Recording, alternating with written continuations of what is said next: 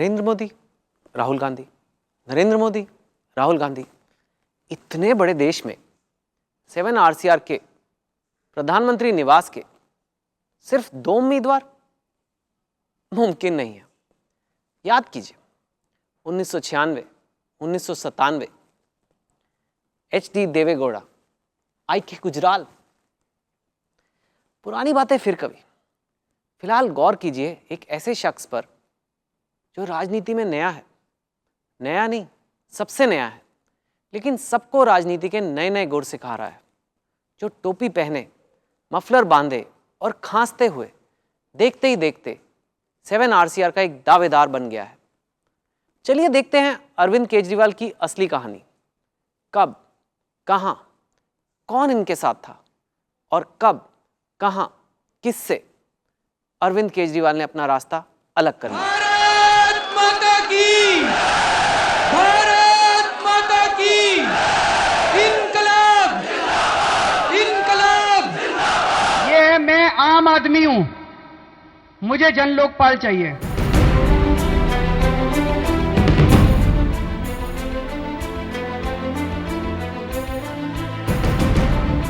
ये सारे नेता, सारी पार्टियों के नेता चिल्ला चिल्ला के कह रहे हैं लोकपाल बिल पास कराना है तो चुनाव लड़के दिखाओ, लोकपाल बिल पास कराना है तो संसद में आके पास कर लो।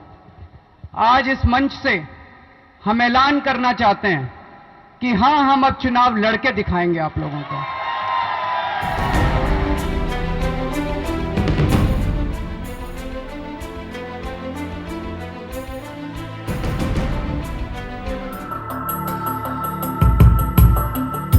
अरविंद केजरीवाल को आम लोगों ने इस अंदाज में ही ज्यादा देखा है। आज यही तल्ख तेवर, सिस्टम बदलने की तड़प, भ्रष्टाचार दूर करने की बेचैनी और जन लोकपाल लाने की ऐसी जिद उनकी राजनीति और शख्सियत का हिस्सा लगता है। लोगों के दिमाग में अरविंद केजरीवाल की ये इमेज लगभग 3 साल पहले उभरी, जब आम आदमी के असंतोष को वो सड़कों पर उतारने में कामयाब हुए और उनके साथ था महाराष्ट्र के गांधीवादी नेता अन्ना हजारे का नेतृत्व।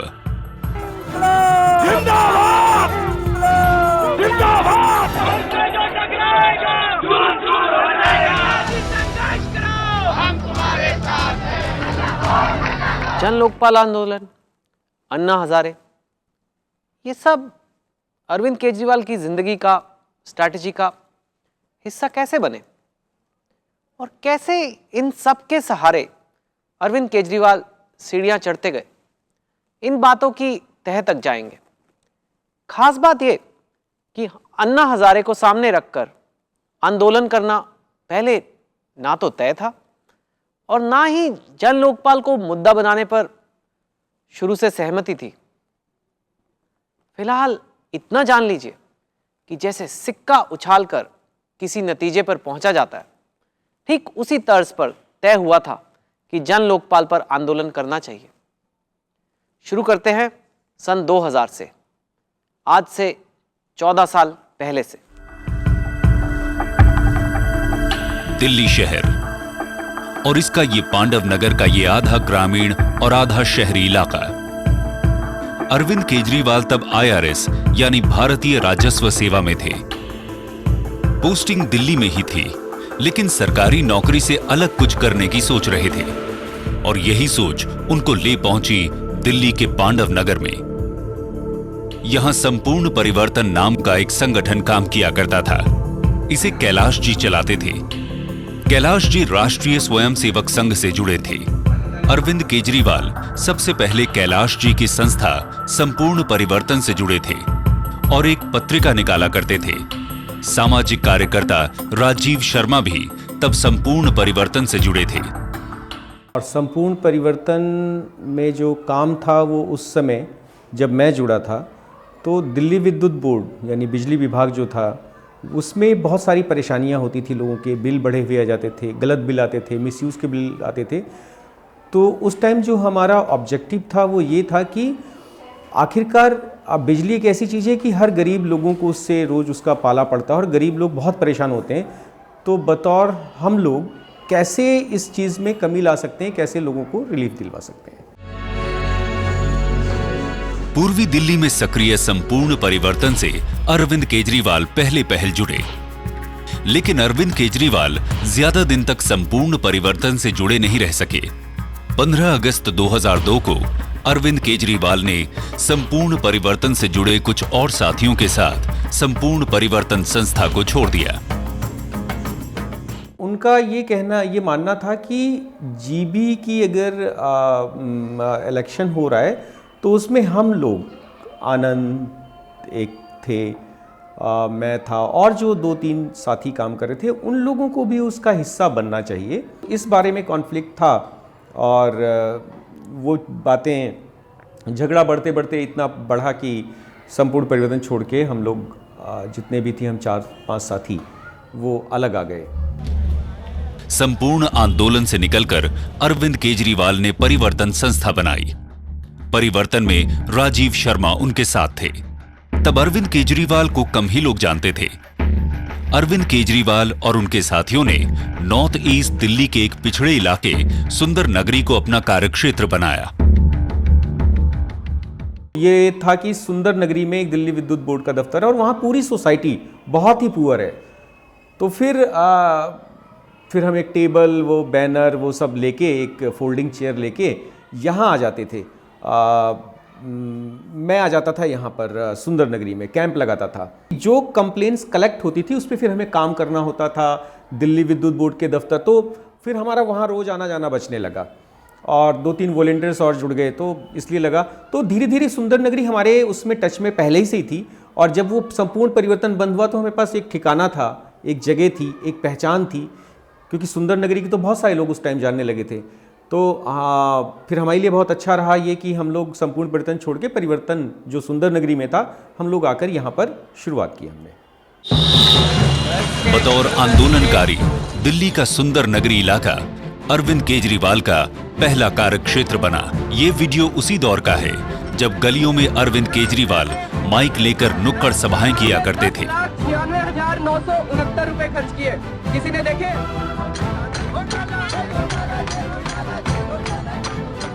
उस टैक्स का मालिक कौन है? सरकारी अफसर है कि हम हैं? हम हैं इस टैक्स के मालिक। किसी को शक है इस बात पे? हम हैं इस टैक्स के मालिक। परिवर्तन के कार्यकर्ता हिसाब लेकर जनता के बीच जाते थे और उन्हें बताते थे कि उनके क्षेत्र का विकास क्यों नहीं हो पा रहा था। इन दोनों गलियों से अगर कोई लोग आए हैं या उसके आसपास से लोग आए हैं, क्या वो आके बताना चाहेंगे कि गली बनी कि नहीं बनी? राशन कार्ड काम करवाती थी और जिसका राशन कार्ड बंद हो जाए या पहचान पत्र नहीं बन रहा तो वो बनता था। सन 2001 से अरविंद जी ने हमारे एरिया में जैसे काम करना शुरू किया, हमारे मुद्दों पे काम करना शुरू किया। जैसे बहुत पहले था कि यहाँ पे सुविधाएं नहीं थी, उन सुविधाओं के लिए उन्होंने जो लड़ाई शुरू की, जैसे कि बिजली, पानी, बिजली की व्यवस्था के लिए, क्योंकि पूरा दिन लाइट नहीं आती थी। सुंदर नगरी में अरविंद केजरीवाल के तमाम आंदोलनों की नींव पड़ी, लेकिन सुंदर नगरी और उनका परिवर्तन बहुत पीछे छूट गया है। वो जो लोगों के बीच जुड़ाव, जो सिस्टम होना चाहिए, जो लोगों के बीच इंटरेक्शन होना चाहिए, जो लोगों तक जाने की, एक चीज़ों को ले जाने की जो वो उनकी जो स्पिरिट थी, वो सब कहीं ना कहीं एकदम खत्म हो गया है। तो क्या जिस परिवर्तन एनजीओ को अरविंद केजरीवाल ने पूरे जोर शोर से सुंदर नगरी में शुरू किया, उसका दायरा उन्हें जल्द ही छोटा लगने लगा, या बड़े बदलाव का जुनून उनके अंदर काम कर रहा था, जिसकी नींव बचपन में ही पड़ गई थी? दरअसल बचपन में केजरीवाल का झुकाव क्रिकेट और फुटबॉल की तरफ नहीं था, उनका झुकाव था किताबों और शतरंज की तरफ। शतरंज में राजा को मात देने के लिए कैसे अपनी फौज को आगे बढ़ाना होता है और कैसी कैसी चालें चलनी पड़ती हैं। ये इलाका है सीवानी मंडी का, जहां अरविंद केजरीवाल का गांव है, जो कि हरियाणा के भिवानी जिले में है। यही 16 अगस्त 1968 में गोविंद राम केजरीवाल और गीता देवी के घर जन्माष्टमी के दिन अरविंद केजरीवाल का जन्म हुआ था। इसीलिए घर वाले उन्हें किशन नाम से भी बुलाते हैं। पिता पेशे से इलेक्ट्रिकल इंजीनियर थे और उनकी पोस्टिंग सोनीपत, गाजियाबाद और हिसार में हुई। अरविंद भी साथ साथ जाते रहे। अरविंद की हाई स्कूल की पढ़ाई हुई हिसार के इस कैंपस स्कूल में। उनके बचपन के दोस्त बताते हैं कि अरविंद को किताबें पढ़ने और शतरंज खेलने का शौक था। इससे फुर्सत मिलती तो स्केच बुक थाम लेते, पेड़, इमारतें, पशुओं के स्केच बनाते। कभी कोई शिकायत घर नहीं पहुंची। हम उनसे प्यार से केजरी बुलाते थे। ही वॉज वेरी टिमिड, बहुत हम्बल, बहुत शांतप्रिय रहने वाले लड़के थे। डांट का कोई एपिसोड मुझे याद नहीं है। अरविंद बचपन से ही धार्मिक प्रवृत्ति के थे। मिशनरी स्कूल में पढ़ने की वजह से चर्च जाते थे और घर पर हिंदू रीति रिवाजों की शिक्षा ग्रहण करते थे। सुबह प्रार्थना करते और रात को सोते समय भी। अरविंद को इससे नैतिक बल मिलता था और अपनी बात मनवाने की इच्छा शक्ति भी। उनके स्कूल की टीचर एक किस्सा सुनाती हैं जो बताती है कि अरविंद किस तरह धुन के पक्के और जिद्दी थे। कॉम्पिटिशन्स में एक पोएम रेसिटेशन कंपटीशन था जिसमें हर क्लास में से एक बच्चा पार्टिसिपेट करता था और 10th क्लास में से अरविंद केजरीवाल था उसके अंदर। जिस दिन हमारा सैटरडे को कंपटीशन था तो 9 बजे अगर कंपटीशन स्टार्ट होना है तो 8:30 बजे तक भी अरविंद केजरीवाल नहीं पहुंचा। मेरे हाउस के एक और बच्चा था सुधीर टौरो, वो भी अच्छा बच्चा था। उसने कहा मैम हम ना दूसरे बच्चे को ले लेते हैं, नहीं तो हमारा नंबर ख़त्म हो जाएगा। तभी मैं बड़ी चिंता से ना देख रही थी बाहर की तरफ। दूर से मैंने देखा एक लड़का एक शॉल सी ओढ़ी हुई है और उसके फादर उसके साथ मेरे पास आए। तो मैंने देखा तो वो अरविंद केजरीवाल। मैंने पूछा क्या हुआ? बोले इसको ना कल से 104 बुखार हुआ है और मैंने इसको कहा कि तो मैम को फ़ोन कर देते हैं कि ये नहीं आ पाएगा। पर वो बोला कि नहीं, मैम का हाउस हार जाएगा, मेरा हाउस हार जाएगा, मैं कभी ऐसा नहीं होने दूंगा, मैं ज़रूर जाऊँ। वो आया, उसने पोएम बोली और वो उस पोएम में अपनी क्लास में फर्स्ट आया। अरविंद केजरीवाल को अपने जुनून के साथ जीने की आदत बचपन से ही रही है। IIT खड़गपुर भी वो इसी जुनून में पहुंचे। उन्होंने IIT के नीचे किसी भी इंजीनियरिंग कॉलेज में जाने से इनकार कर दिया था। वो IIT खड़गपुर में मैकेनिकल इंजीनियरिंग पढ़ने चले गए। केजरीवाल के प्रोफेसर शंकर सोम को याद है कि केजरीवाल एक होनहार छात्र थे। बहुत अच्छा था, वेरी सबमिसिव था, पोलाइट, वेरी सिंसियर स्टूडेंट था। पढ़ाई के साथ ही IIT खड़गपुर से उनकी राजनीतिक विचारधारा बननी शुरू हुई। गरीबों, उपेक्षितों की तकलीफों को उन्होंने समझना शुरू किया। खुद से ही सवाल उठाने शुरू किए कि दुनिया में इतनी असमानता है तो क्यों है।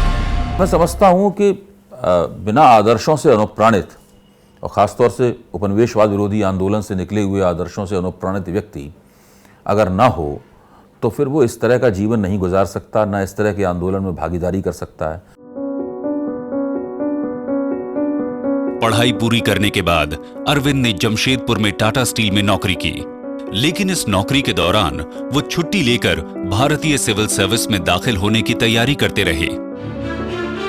1992 में 3 साल तक टाटा स्टील में काम करने के बाद उन्होंने नौकरी छोड़ दी और तभी अरविंद केजरीवाल के मुताबिक उनकी जिंदगी में नया मोड़ आया। 1992 में टाटा स्टील की नौकरी छोड़ने के बाद वो कोलकाता आए और मदर टेरेसा से मिले। केजरीवाल ने इंडिया टुडे को बताया था, मैं टाटा स्टील में सोशल वर्क डिपार्टमेंट में जाना चाहता था, लेकिन चूंकि मैं इंजीनियर था लिहाजा मेरा तबादला नहीं हो पाया और मैंने नौकरी छोड़ दी। फिर मैं कोलकाता आया, वहाँ मदर टेरेसा से मिलने की बड़ी इच्छा थी।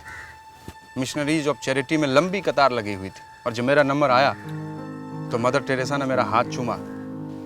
मैंने उनसे कहा, मदर मैं आपसे जुड़ना चाहता हूँ। ये मेरे लिए दैवीय क्षण था। हमसे जुड़ना चाहते हो? काली घाट के आश्रम में जाओ, काम करो, सबकी सेवा करो। God bless you. मैं वहां 2 महीने रहा। केजरीवाल ने जब IAS बनने की ठानी, पहली बार उनका चयन IRS यानी भारतीय राजस्व सेवा में हुआ, तो अरविंद ने अगले साल फिर IAS की परीक्षा दी। इस बार भी चयन IRS में ही हुआ। ये बात है 1993 की। उनके पिता गोविंद केजरीवाल ने एक इंटरव्यू में कहा था, वो दरअसल पुलिस ज्वाइन करना चाहता था। मुझे पता नहीं ऐसा क्यों था। वैसे मैंने कभी उसके फैसलों में दखल नहीं दिया। जब वो बच्चा था तब भी वो अपने फैसले खुद करता था। तो न चाहते हुए भी अरविंद केजरीवाल भारतीय राजस्व सेवा में शामिल हो गए, जिसकी शुरुआती ट्रेनिंग मसूरी में होती है। यहीं उनकी मुलाकात बैचमेट सुनीता से हुई। मसूरी के बाद नागपुर के national academy for direct taxes में 62 हफ्तों के कोर्स के दौरान मुलाकातें दोस्ती से प्यार में बदल गईं। अरविंद की सुनीता से शादी हुई। दोनों की पहली पोस्टिंग दिल्ली में हुई। दोनों ही इनकम टैक्स डिपार्टमेंट में असिस्टेंट कमिश्नर बने, लेकिन यहां भी अपने लिए खुद नियम बनाए। नियम जैसे अपनी टेबल को खुद साफ करना, डस्टबिन की गंदगी को खुद हटाना, किसी काम के लिए चपरासी का इस्तेमाल नहीं करना वगैरह। लेकिन इनकम टैक्स डिपार्टमेंट के दूसरे साथियों से उनका घुलना मिलना कम ही होता था। वो ऑफिस पार्टियों से दूर रहते थे। अरविंद केजरीवाल ने जल्द ही अपने लिए नया रास्ता निकाल लिया। रास्ता था गैर सरकारी संगठनों के जरिए सामाजिक बदलाव। पहले संपूर्ण परिवर्तन में किया, फिर खुद परिवर्तन नाम से संस्था बनाकर सुंदर नगरी में काम की शुरुआत की। उसी समय दिल्ली में राइट टू इंफॉर्मेशन की शुरुआत हुई। इसके जरिए केजरीवाल लोगों में अपने अधिकारों को लेकर जागरूकता पैदा कर रहे थे। सरकार कहती है हमने एल ब्लॉक सुंदर नगरी में 2 साल में 10,96,969 रुपए खर्च किए। किसी ने देखे? साहब और सरकार ने 1 रुपया दिया तो 4 आने लगा, 12 ने खा गए। सारा पैसा किसका था? हमारा था। हमारा पैसा था। ये किसका नुकसान हुआ? क्या हम लोगों को कुछ करना चाहिए इस बारे में या घर बैठना चाहिए? करना चाहिए। हिसाब किताब की बातें लोगों की समझ से परे थी, लेकिन ढोलक और मंजीरे लेकर हिसाब बताने के इस अनोखे तरीके ने लोगों को खींचा।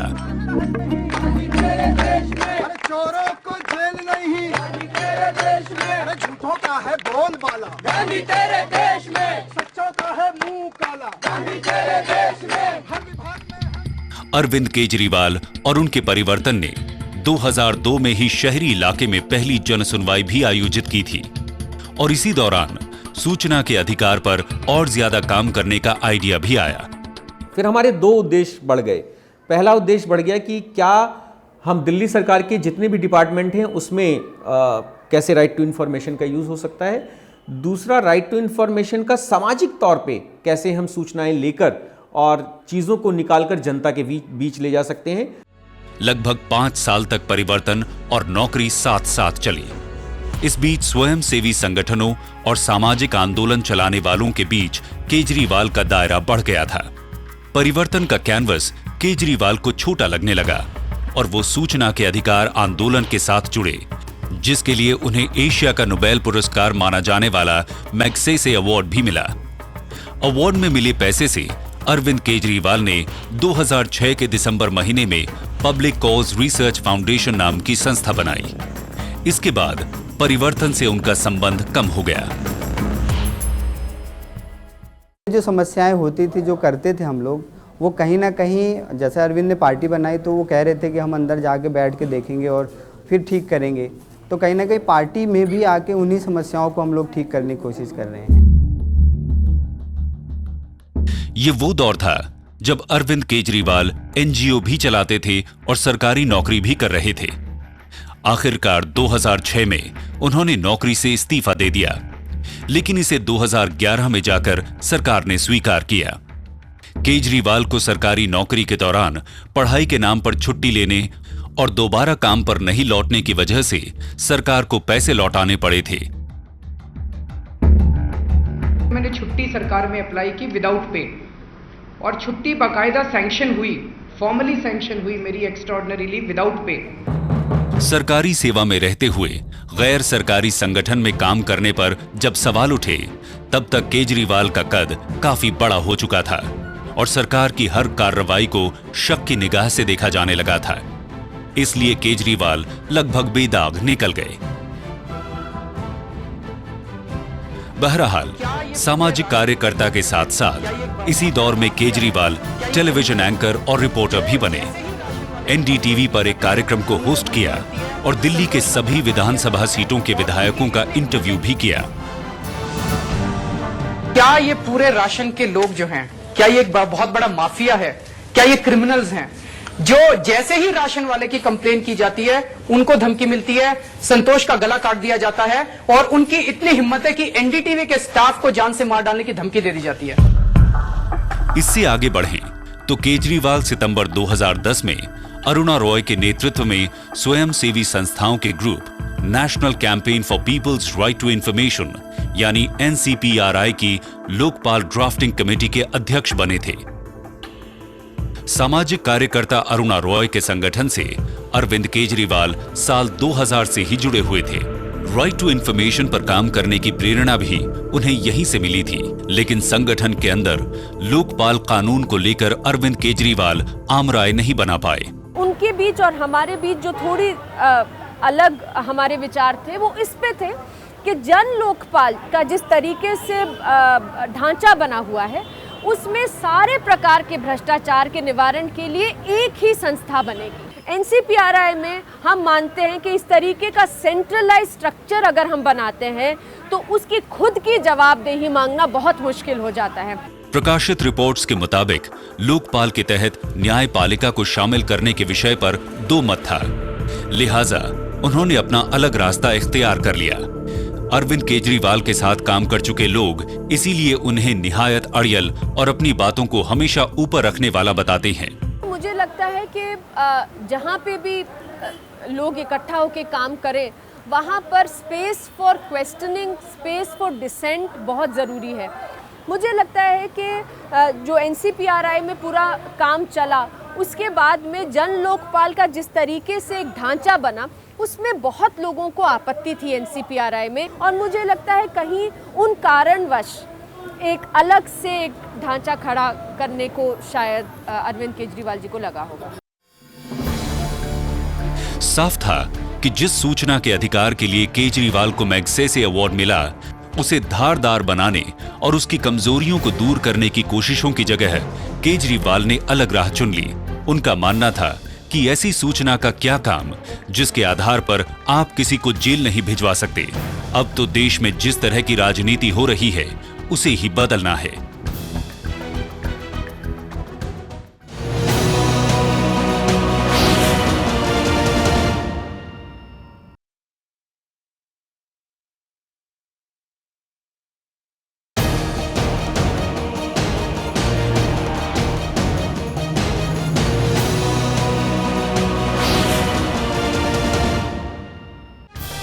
ये वो दौर था जब देश में कुछ स्वयंसेवी संगठन और सामाजिक आंदोलन चलाने वाली संस्थाओं को एक झंडे तले लाने की कोशिश हो रही थी।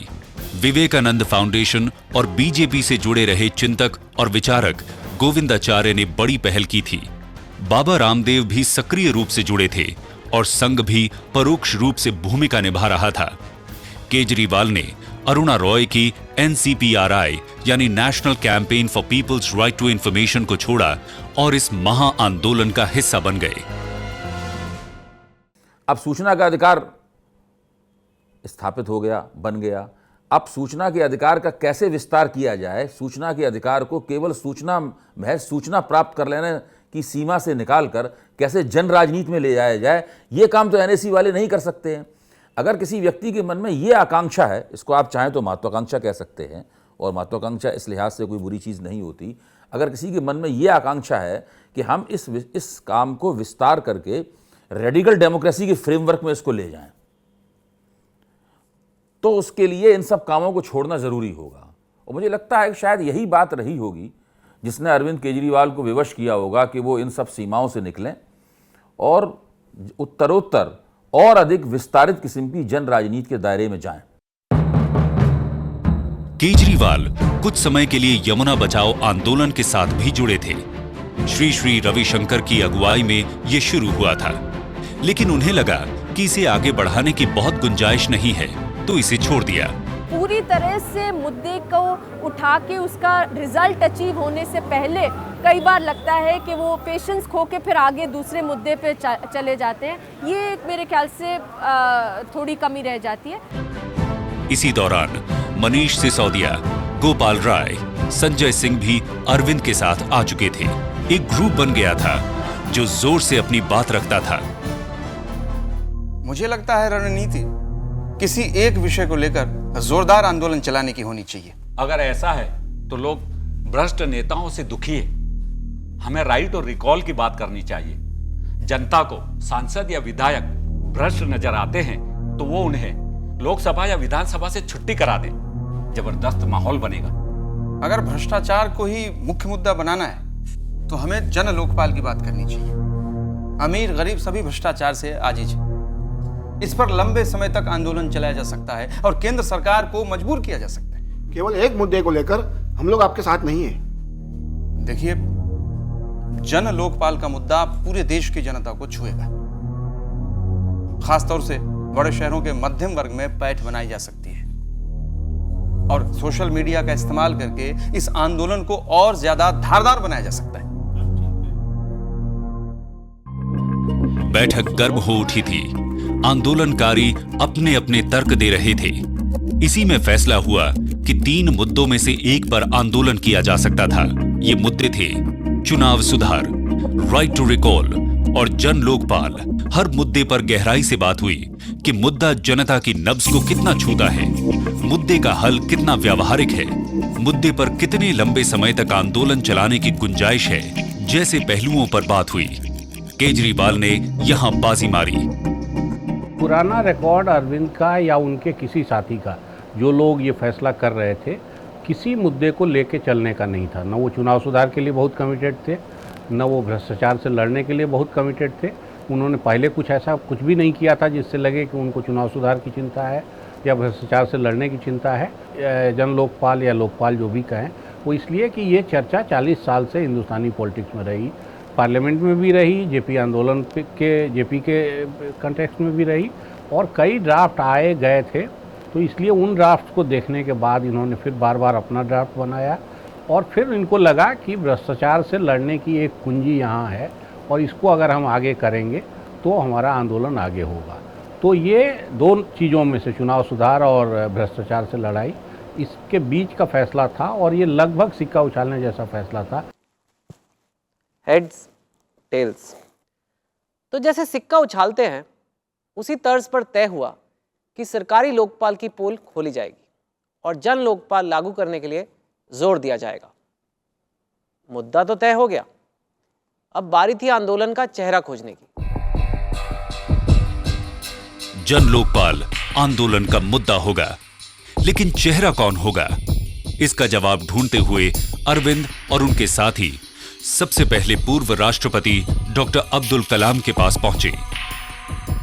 भूतपूर्व राष्ट्रपति अब्दुल कलाम को अप्रोच हुआ गया। उनके अनुसार कि इसमें कहीं ना कहीं एक सरकार के विरुद्ध और देश को अनस्टेबल करने की बात शायद भूतपूर्व राष्ट्रपति को लगी और उन्होंने कहा कि भ्रष्टाचार की लड़ाई तो ठीक है, लेकिन इससे सरकार स्टेबल, यानी जन आंदोलन से जो यदि जन आंदोलन हिंसक हो गया तो इसको कौन रोकेगा। इस वजह से वो लोग अलग हुए। पूर्व राष्ट्रपति डॉक्टर अब्दुल कलाम के मना करने के बाद श्री श्री रविशंकर की बारी आई। श्री श्री रविशंकर देश विदेश में जाने माने संत, देश विदेश में लाखों समर्थक और भक्त, आर्ट ऑफ लिविंग के जरिए जीवन जीने का संदेश देने वाले। लेकिन श्री श्री रविशंकर ज्यादा समय विदेश में बिताते हैं। उनके तयशुदा समय, कार्यक्रमों और दौरों की लंबी सूची थी। इसके अलावा कुछ सामाजिक कार्यकर्ताओं को उनके नाम पर ऐतराज भी था। तो सबकी नजरें गईं अन्ना हजारे की तरफ। सबसे बड़ी बात थी कि केजरीवाल और उनके साथी मानकर चल रहे थे कि सरकार को झुकाने के लिए आमरण अनशन का हथियार निर्णायक साबित होने वाला है। यहां श्री श्री रविशंकर को कोई अनुभव नहीं था, लेकिन अन्ना हजारे तो 10 दिनों से ज्यादा का आमरण अनशन कई दफे कर चुके थे। अन्ना हजारे ऑलरेडी भ्रष्टाचार की लड़ाई महाराष्ट्र में लड़ रहे थे। कई मंत्रियों को सस्पेंड कर दिया था उन्होंने। और अन्ना एक शांत जीवन, क्योंकि उन्होंने अपने आप को महाराष्ट्र तक कन्फाइंड रखा था, वहाँ तक थे। जब इन लोगों ने उनको एक राष्ट्रीय स्तर पर भ्रष्टाचार की लड़ाई लड़ने के लिए राजी करवाया और पूरा प्लानिंग किया और उसके तहत अन्ना को दिल्ली लाया गया। अन्ना पे सहमति इसलिए भी बनी कि अन्ना शायद चलाए जा सकते थे उनको अपने मन के अनुसार। अन्ना का रिकॉर्ड बहुत अच्छा था, अन्ना मजबूत थे, अन्ना उस हिसाब से बहुत 3-5 करने वाले नहीं थे कि वो इसको भुना के कहीं कोई और चीज़ ले जाए या आंदोलन को अपने डायरेक्शन में ले जाके और फिर उसका अपना इस्तेमाल करें। दिल्ली में इंडिया अगेंस्ट करप्शन के झंडे तले पूर्व कानून मंत्री शांति भूषण, उनके बेटे और जनहित याचिकाएं करने में आगे रहने वाले वकील प्रशांत भूषण, किरण बेदी, पूर्व जज संतोष हेगड़े और केजरीवाल जुटे। इसमें आंदोलन की रूपरेखा तय हुई। तय हुआ कि किरण बेदी और अरविंद केजरीवाल अन्ना हजारे से मिलने उनके गांव रालेगढ़ सिद्धि जाएंगे।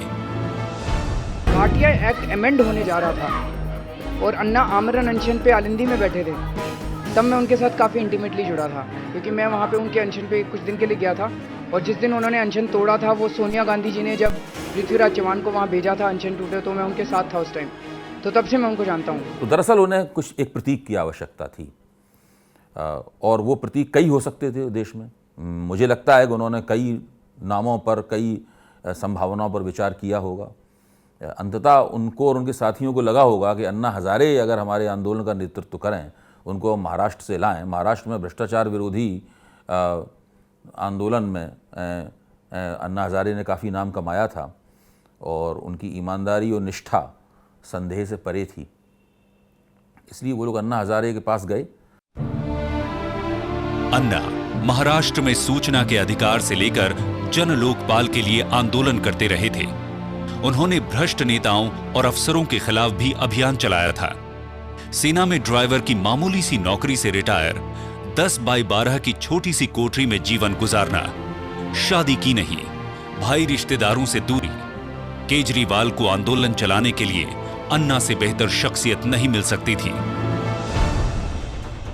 तो कुछ इस तरह से अन्ना हजारे को अरविंद केजरीवाल ने अपना हथियार बनाया, बिल्कुल जांच परख के, अनशन करने की काबिलियत, कैपेबिलिटी को देखकर। इस तरह चेहरा भी तय हो गया और मुद्दा भी। जन लोकपाल को लेकर आंदोलन होगा और चेहरा होंगे अन्ना हजारे। अब वक्त था आंदोलन की तारीख तय करने का। Down the ground, has that gone the distance? It has. India has. 2 अप्रैल 2011 को भारत ने मुंबई में विश्व कप क्रिकेट का फाइनल जीता। सारे देश में खुशी का माहौल था। कुछ दिनों बाद ही क्रिकेट की इंडियन प्रीमियर लीग शुरू होनी थी, यानी कमोबेश लोग इस दौरान खाली थे, उनकी शामें खाली थी। इसी का फायदा अन्ना केजरीवाल टीम ने उठाया और 5 अप्रैल को अन्ना हजारे जंतर मंतर पर धरने पर बैठ गए। जन लोकपाल को लागू करने की मांग की गई। दिन भी छुट्टी का रखा गया ताकि ज्यादा से ज्यादा लोग जंतर मंतर पहुंच सकें। सब आंदोलन आप याद करेंगे तो पाएंगे कि इतवार शनिचर को शुरू किए गए, छुट्टी के दिन शुरू किए गए, और उसमें कोई ये मोटिव नहीं है कि लोग ज़्यादा होंगे। उसमें ये मोटिव था कि मीडिया कवरेज बेटर होगा। अब मीडिया को ध्यान में रख के आंदोलन किया जाए, ये पुराने समय के लोगों के लिए बड़े शर्म की बात होती कि बताइए ये अखबार में छपने के लिए और टीवी पर जाने के लिए आंदोलन कर रहे हैं। तब अरविंद केजरीवाल अन्ना हजारे की छत्र छाया में काम कर रहे थे। लोग धरने का उद्देश्य ठीक से समझ रहे हैं या नहीं, ये जांचने के लिए केजरीवाल ने गाजियाबाद के अलग अलग बस स्टॉप पर पर्चे बंटवाए और लोगों पर उसके असर का अध्ययन किया गया। मुझे लगता है कि दूर की सोचते हैं और जो प्रशिक्षण है उसके मुताबिक पेशबंदी करते हैं, व्यवस्था करते हैं, और सब अपनी जो मोहरें, अपने मोहरे गोटें या जो भी आप राजनीति की भाषा इस्तेमाल करना चाहें वो करें, वो सब सेट करते हैं। अगर ये सब नहीं होता तो इतना आगे तक कैसे पहुंचते। कांग्रेस के नेता और प्रवक्ता अभिषेक मनु सिंघवी के पिता ML सिंघवी ने लोकपाल शब्द पहली बार 60 के दशक में गढ़ा था।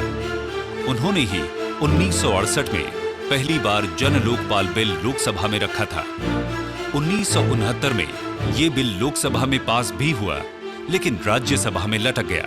इसके बाद 9 बार संसद में पेश हुआ, लेकिन किसी न किसी वजह से ये बिल पास नहीं हो पाया।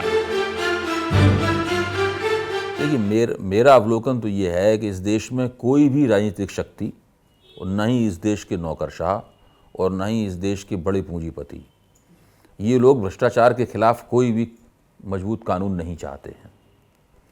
न केवल ये लोग भ्रष्टाचार विरोधी कानून को नापसंद करते हैं, बल्कि ये व्यवस्था में, प्रणाली में, राज्य प्रणाली में किसी भी तरह के सुधार के भी खिलाफ हैं। अन्ना का आंदोलन शुरू हो गया था। आंदोलन को मीडिया ने हाथों हाथ लिया, जनता से जुड़ना शुरू किया।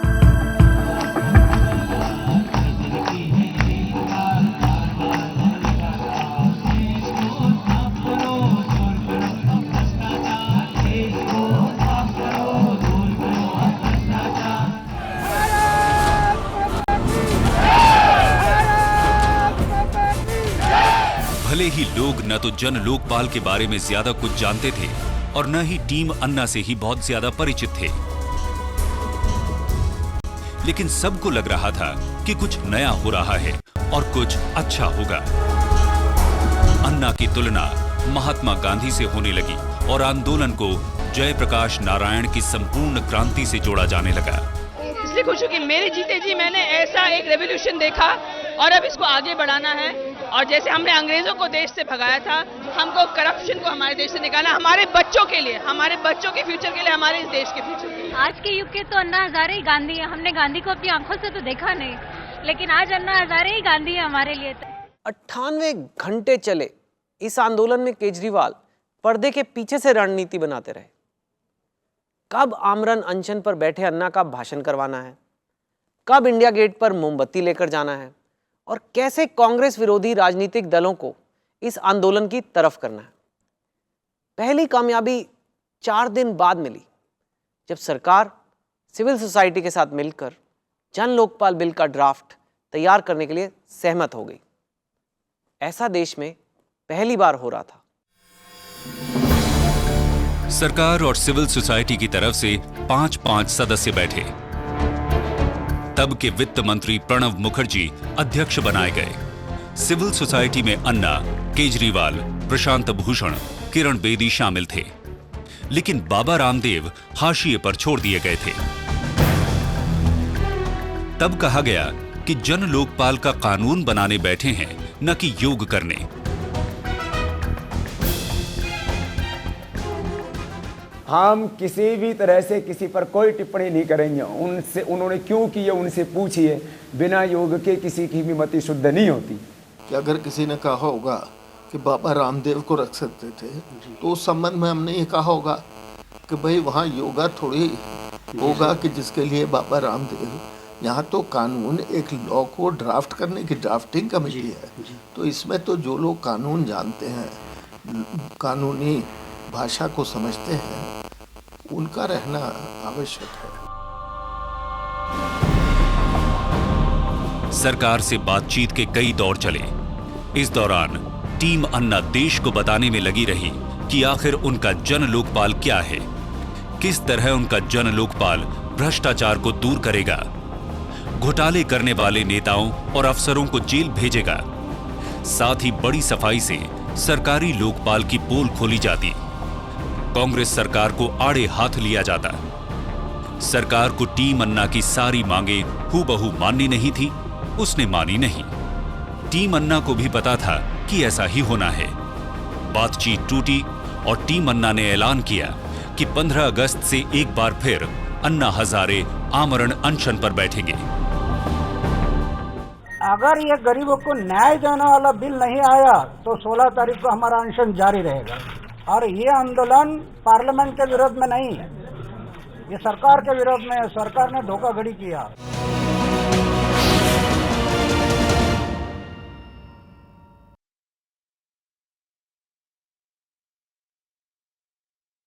सोलह अगस्त 2011 अन्ना हजारे को पुलिस ने गिरफ्तार कर लिया। उन्हें मैजिस्ट्रेट के सामने पेश किया गया। अन्ना ने बेल लेने से इनकार कर दिया। अन्ना को तिहाड़ जेल भेजना पड़ा। केजरीवाल और उनके साथी यही चाहते थे कि अन्ना जेल जाएं। वो जानते थे जमानत नहीं लेने पर अन्ना को तिहाड़ जेल भेजना पड़ेगा, जो उनके आंदोलन में नई जान फूंक देगा।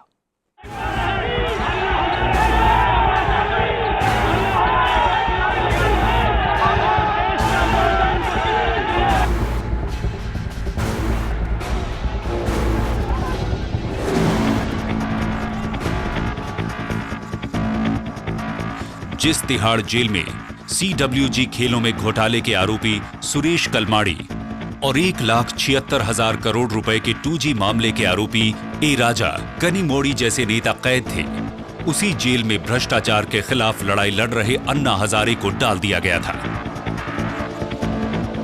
इससे पूरा आंदोलन नई ऊंचाई पर पहुंच गया। लोग तिहाड़ जेल के बाहर जुटने लगे।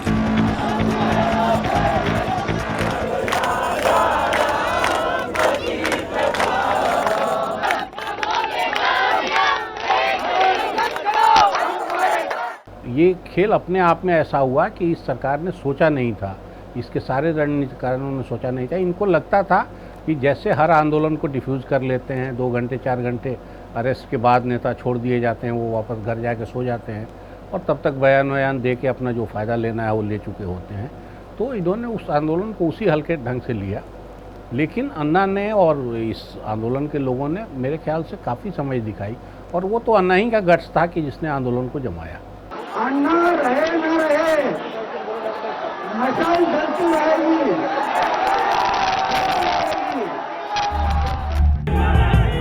देखते ही देखते केजरीवाल ने सारे आंदोलन को अपने हाथ में ले लिया। उस समय आंदोलन से जुड़ी किरण बेदी बताती हैं कि कैसे केजरीवाल अपनी तरफ से नए कार्यक्रम या तारीख की एक तरफा घोषणा कर देते थे और सबको उनकी बात माननी ही पड़ती थी। मैंने हमेशा कहा था आंदोलन को अभी जारी रखने की ज़रूरत है, इसलिए आपने देखा हम लोग 2 ग्रुप हो गए, क्योंकि हमारे में से बहुत सारे ऐसे लोग थे जो चाहते थे कि आंदोलन जारी रहे। अभी आंदोलन अधूरा है, लेकिन अरविंद और उनकी टीम का ये सोच हो गया कि नहीं, हमको अब आंदोलन से कुछ नहीं मिलने वाला, हमको पार्टी बनानी चाहिए। इसलिए आपने देखा है वो ग्रुप अलग हो गया। दूसरी तरफ केजरीवाल जानते थे कि विपक्षी दल, खास तौर से बीजेपी, उनके इस आंदोलन का अपने पक्ष में फायदा उठाना चाहेगी। वो समझ रहे थे कि बाबा रामदेव से लेकर किरण बेदी जैसे लोगों का झुकाव बीजेपी की तरफ है, लेकिन तब उन्होंने खुलकर किसी का विरोध नहीं किया। दिल्ली में आंदोलन को फैलाने के लिए संघ की परोक्ष मदद के भी आरोप लगे। कहा गया कि रामलीला मैदान पर इतने व्यवस्थित ढंग से करीब 2 हफ्तों तक आंदोलन बिना संघ के कार्यकर्ताओं की मदद से नहीं चल सकता था। लेकिन जल्द ही राष्ट्रीय स्वयंसेवक संघ से भी अरविंद केजरीवाल ने अपना रास्ता अलग कर लिया। संघ की रणनीति एक सीमा तक ही मदद कर सकती थी। अगर आप संघ के एजेंडे से जरा भी अलग हुए तो फिर संघ मदद नहीं करता, तो वो टकराव तो होना ही था।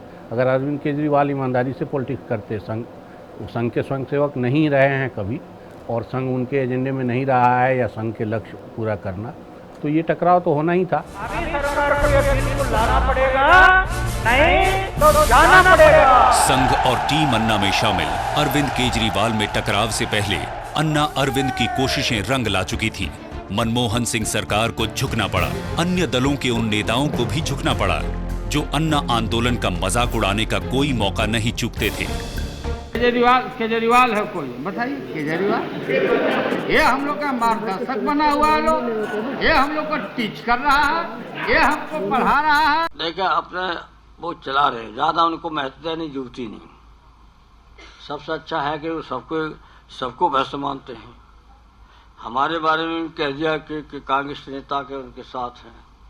अब उन्होंने छोड़ा तो कोई नहीं, अब किसी को नहीं छोड़ा, तो अब वो और अपना करते रहें और करते करते थक जाएंगे अपने आप।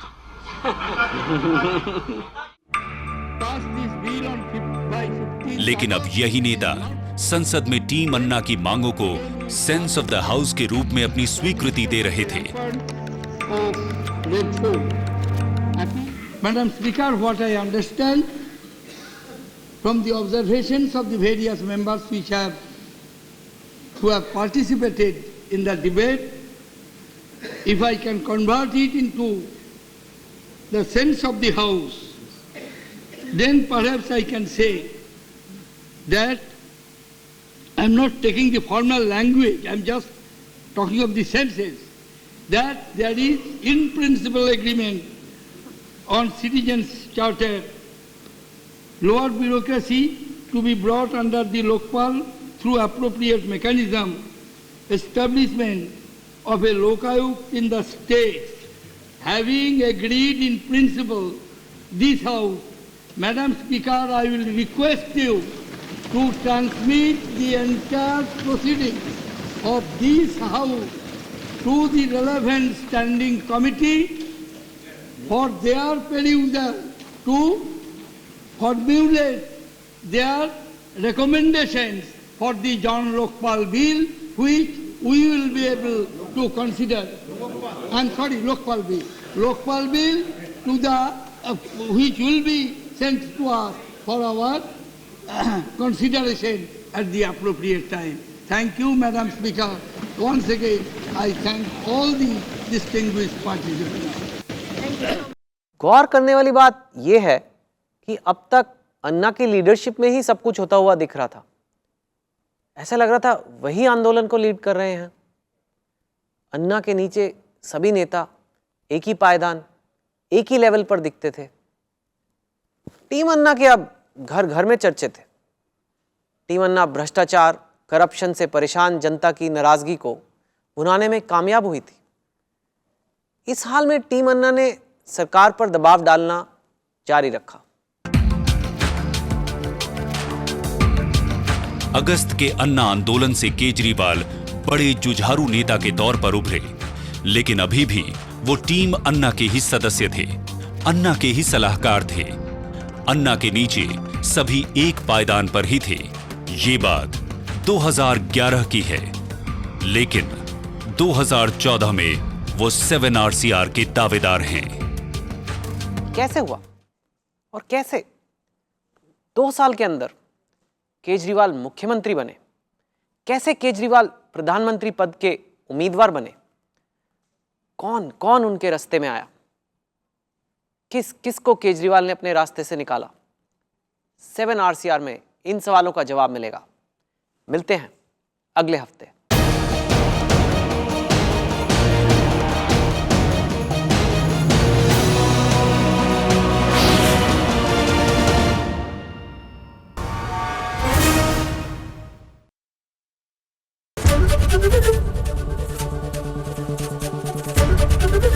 ABP न्यूज आपको रखे आगे।